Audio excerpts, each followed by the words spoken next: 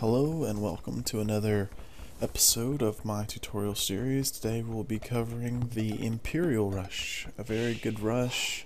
It's not my favorite rush, but it is in a very effective way an awesome rush. We're going to start off with 2 houses and 6 on sheep. This will get us started with our food. 6 on sheep is usually pretty basic. Most pro players do it. And after we get that, we'll get some wood. Now, this rush I'm going to play as the Byzantines because the Imperial Age is 33% cheaper. The research for that, so we're just gonna. This is probably the fastest civilization to get to Imperial Age. If you have another civilization that would, probably rival this one, leave it in the comments below. Byzantines are one of my favorite civilizations for the simple fact that the counter units are really, really cheap. They're pretty much trash units, but in a tight spot, they'll save your butt from some expensive ones. So we're gonna go 8 on wood. This will be enough for most of the game, pretty much.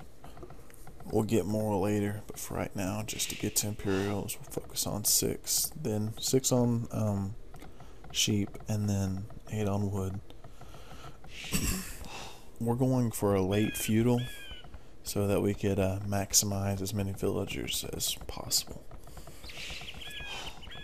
So make sure you build your houses like I'm doing here, otherwise you'll get house blocked, and that'll slow you down.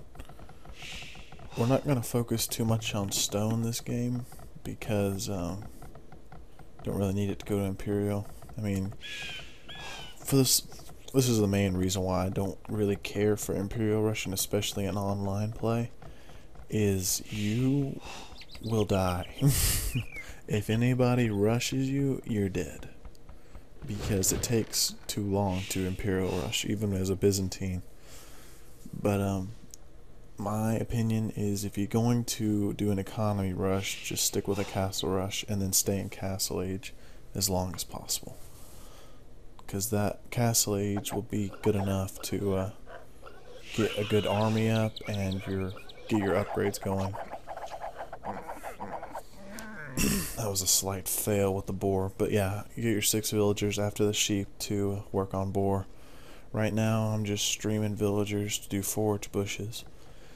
Just trying to maximize my food as best I can. I think I end up putting 11 over there. That could fluctuate. You could do what you want with those.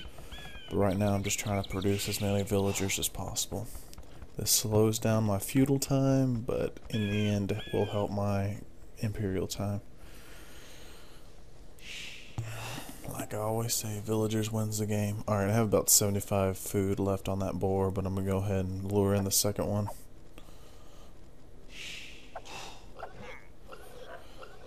After we lure him in, I think by that time we'll be ready to go to feudal almost. Yeah, so we got a ton of villagers over there. Now we need to start gold mining, that way we'll be able to go to castle age when we can. And imperial. Now, I didn't think about it when I was recording this, but a really smart idea would be to have about 5 on gold early on. That way Imperial will be even easier. Because that's what actually slows my Imperial down, is my gold. Now, you could cheat, not really cheat, but you could, sell some stuff to get your gold up in the market if you just want to get there the fastest. Now, I didn't do that because I wanted to be as legit as possible. Go ahead and make 6 farms. After we get the 6 farms up, probably have to focus on those berries and get them moving to somewhere else. It'd probably be smartest to move a few to gold and a few to wood, but I keep them on food, which is never a problem. Food is probably food is definitely the most important resource in this game. So there was another bunch of forage bush over here, so I was like, you know what, I'll just go ahead and harvest that. It's usually something I don't do, but if it's that close and You know, it's easy to do. Alright, once I hit feudal, go ahead and put up your market and blacksmith. And by the time those are built, we'll be able to go to castle.